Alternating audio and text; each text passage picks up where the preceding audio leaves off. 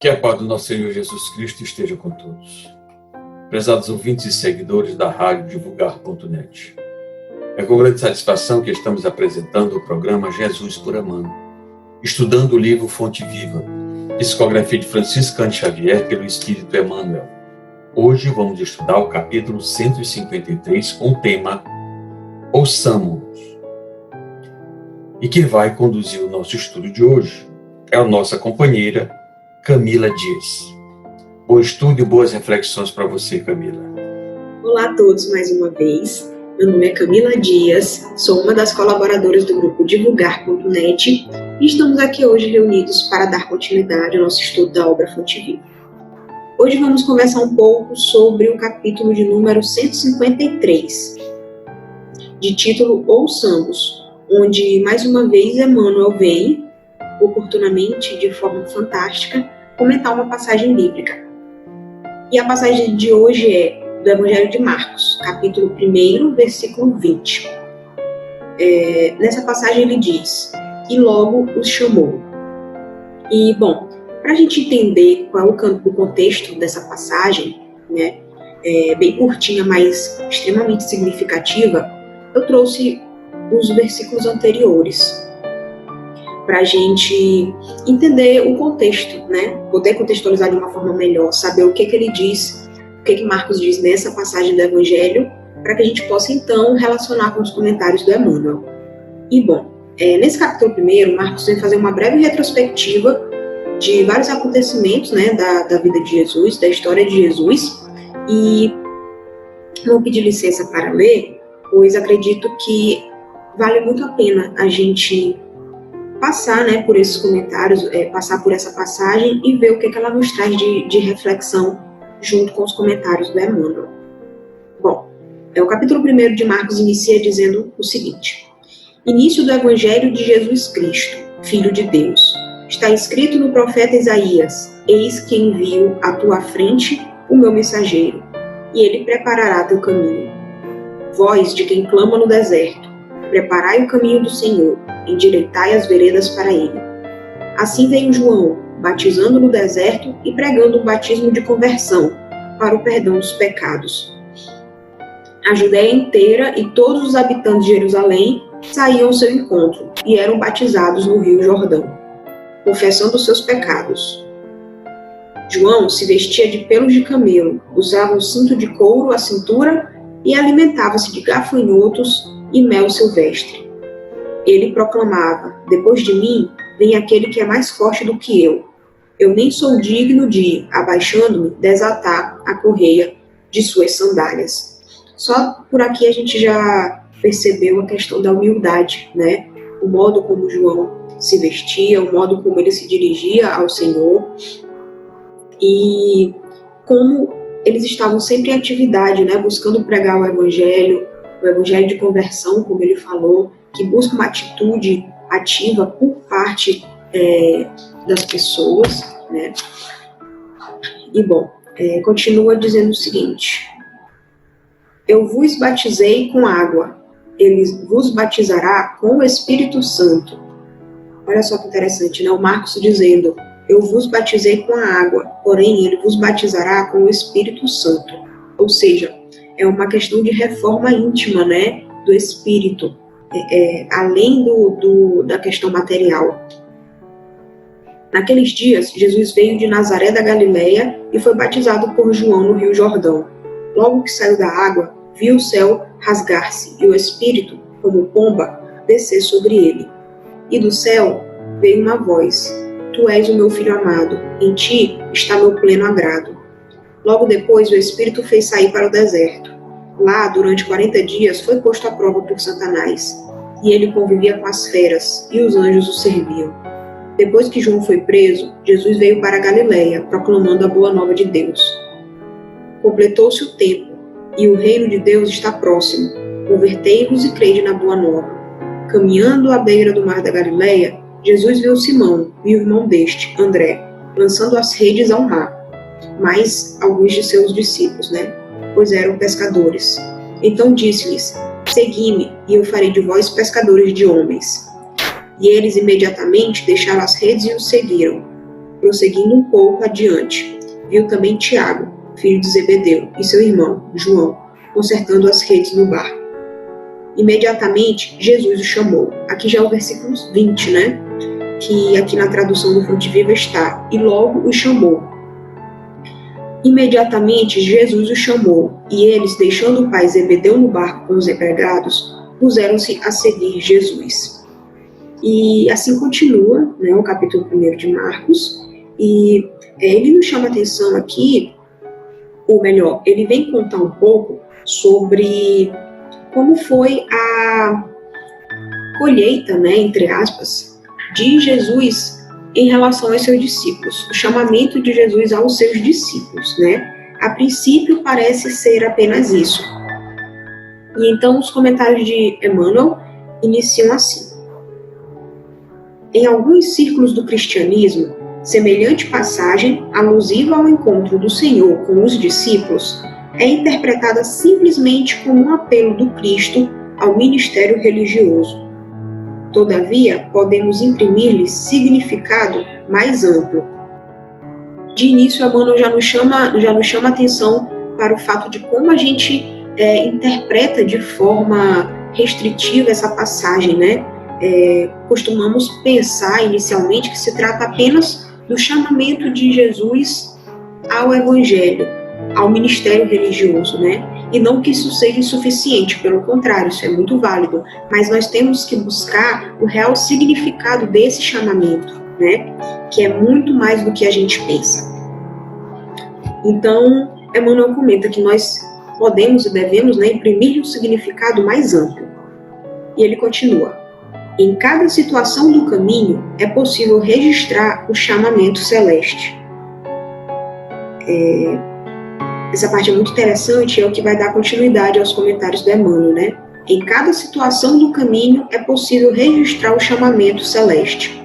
No tempo familiar, onde surgem problemas difíceis, ante o companheiro desconhecido que pede cooperação, à frente do adversário que espera entendimento e tolerância, ao pé do enfermo que aguarda assistência e carinho, à face do ignorante que reclama socorro e ensinamento, junto à criança que roga bondade e compreensão. Por onde formos, Jesus, mestre silencioso, nos chama ao testemunho da lição que aprendemos. Nas menores experiências, no trabalho ou no lazer, no lar ou na via pública, eis que nos convida ao exercício incessante do bem. Nesse sentido, o discípulo do Evangelho encontra no mundo o santuário de sua fé, e na humanidade a sua própria família. Assinalando, pois, a norma cristã como inspiração para todas as lides cotidianas, ouçamos a palavra do Senhor em todos os ângulos do caminho, procurando segui-lo com invariável fidelidade, hoje e sempre. É aquela história, né? O chamado está aí para quem quer escutá-lo. Em que sentido? Nós estamos acostumados aos bens materiais, né? A materialidade do nosso corpo e da nossa vivência. Isso geralmente exige de nós atenção para coisas exacerbadas, né? Grandes coisas, grandes feitos. Então, comumente, nós esperamos por grandes chamados, grandes eventos, né? Como se nós esperássemos Jesus descer em pessoa e nos convocar para o trabalho. E o que Emmanuel vem nos chamar a atenção é justamente o contrário disso. Ele nos mostra que a vida está aqui para a gente. Os chamados são os mais diversos possíveis e eles estão na nossa frente todos os dias, no nosso cotidiano, a todo momento que nós acordamos, nós encaramos esse chamado. O problema é que nós não queremos ver, ou melhor, nós não queremos ouvir, né? Nós queremos ver na maioria das vezes. Nós não queremos parar, silenciar a mente, calar um pouco a boca, abrir o coração para entender que chamado é esse. E onde é que está esse chamado, né? Ou melhor, em que consiste primeiramente esse chamado? Esse chamado consiste no exercício incessante do bem, como o próprio Emmanuel traz. E onde é que eu vou aplicar esse exercício do bem? No nosso cotidiano, nas coisas simples, mais simples possíveis.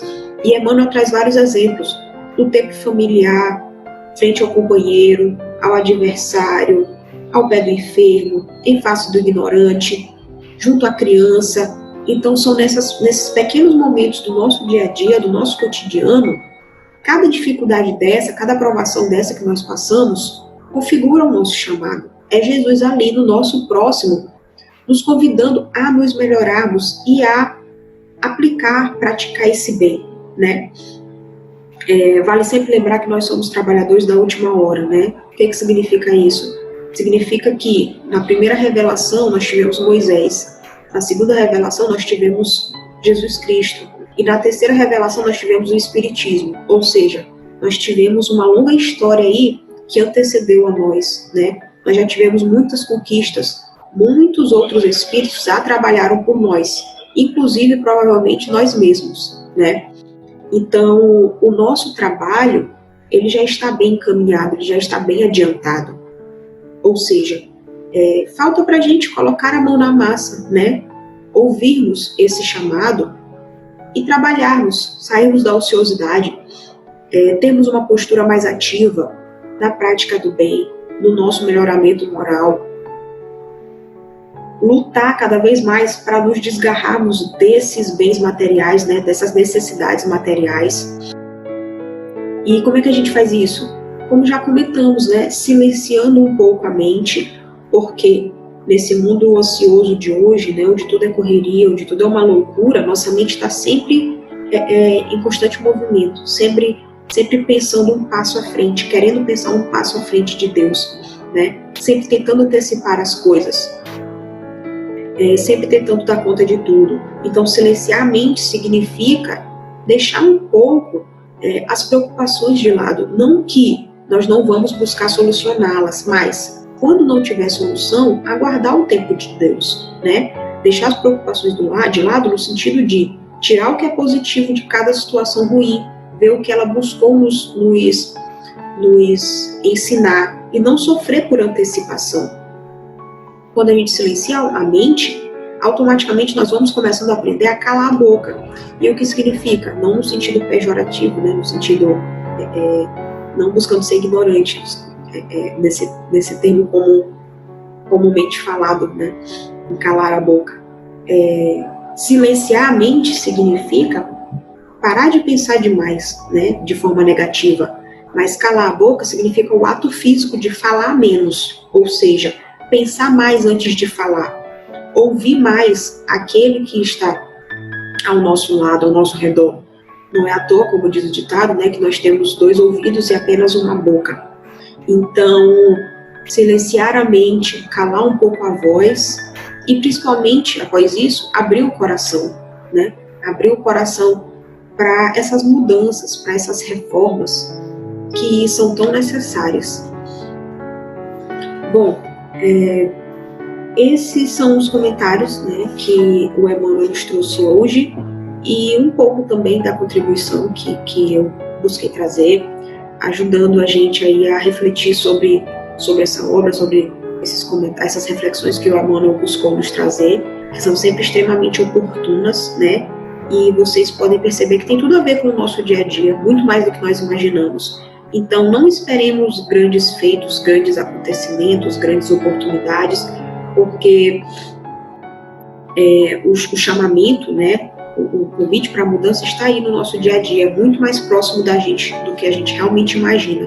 Só falta a gente acalmar um pouco a mente, o coração, para poder prestar atenção nessas oportunidades. E especialmente ter força de vontade, né, fé no amor do Cristo, vontade de mudar, sabendo que Ele está ao nosso lado sempre e que nós estamos aqui para trabalhar, né, para fazer isso, para praticar o bem. Não estamos aqui à toa. Todos nós temos a nossa missão.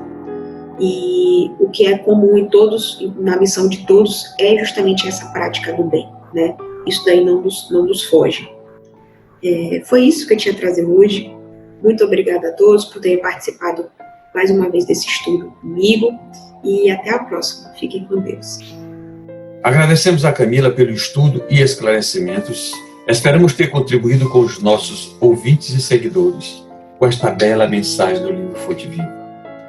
Amanhã estudaremos o capítulo 154 com o tema Ninguém Vive para Si. Quem vai conduzir o nosso estudo amanhã é o nosso companheiro Rodrigo Lima. Acesse o nosso site www.divulgar.net e conheça toda a nossa programação, assim como nossas redes sociais, Instagram, Facebook e o nosso canal no YouTube. Muita paz a todos.